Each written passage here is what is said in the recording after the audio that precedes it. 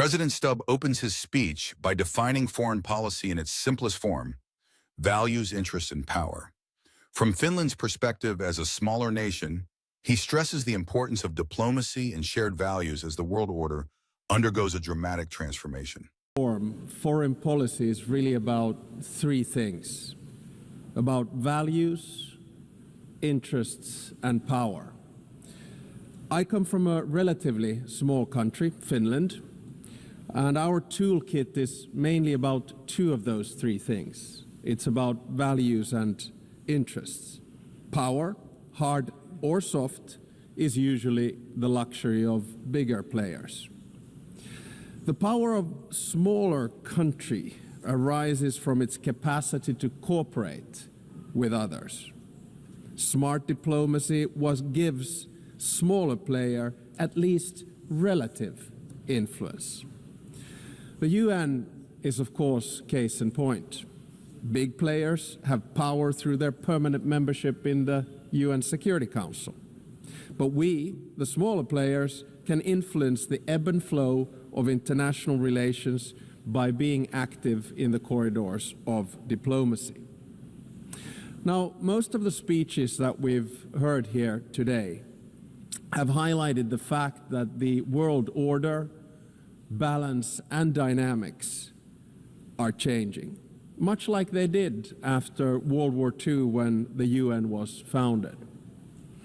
I actually think that the post-Cold War order is over, but we don't know what the new order is going to look like. It will take at least 5 to 10 years for things to settle.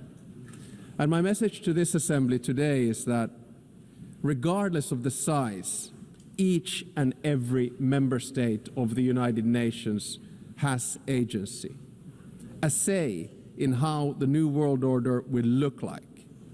It is important that we all use this power wisely and responsibly.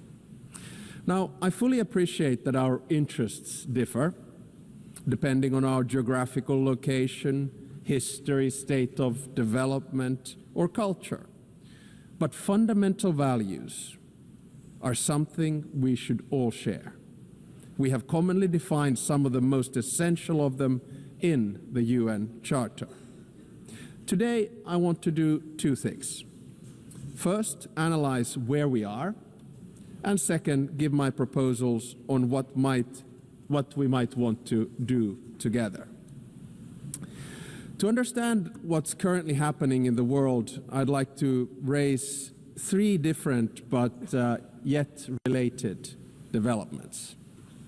First, it seems to me that there's a growing tension between multilateralism, in other words, an order based on the rule of law, and those that speak the language of multipolarity or transactionalism. So difference between multilateralism and multipolarity.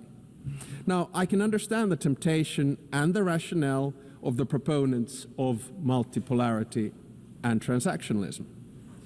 But can they solve the world's biggest challenges, such as climate change or sustainable development? Today, I see many states, both big and small, pursuing transactional or multivectoral foreign policies. In essence, their aim is to diversify their relations with multiple actors rather than aligning with any one particular bloc. Now, this can be opportunistic, but it may also be justified and reasonable.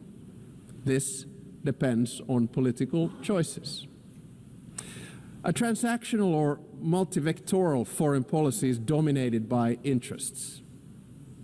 Interests drive practical choices of states, and this is entirely legitimate.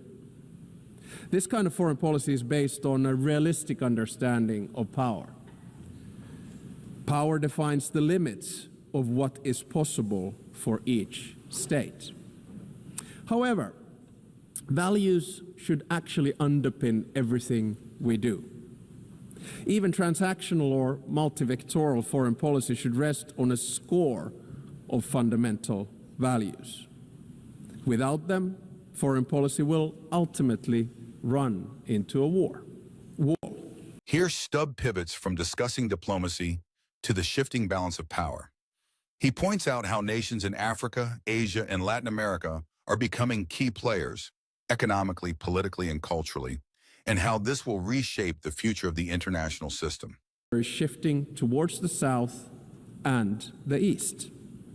Many countries, especially in Africa, Asia, Latin America, are becoming or have become key players in determining the direction of the new world order. To put it simply, they have both agency and power.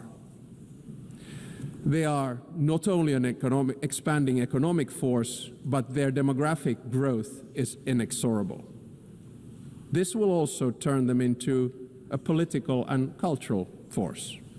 It will yield them both hard power and soft power, and they will use it to promote their interests as they should. The 193 members of the United Nations do not have to agree on every minute detail of values, but we have to have a common understanding of fundamentals. They include the sovereignty and territorial integrity of states. They include the prohibition of the use of force and the respect for human rights and fundamental freedoms. These values are the building blocks of who we are and what we stand for as the United Nations.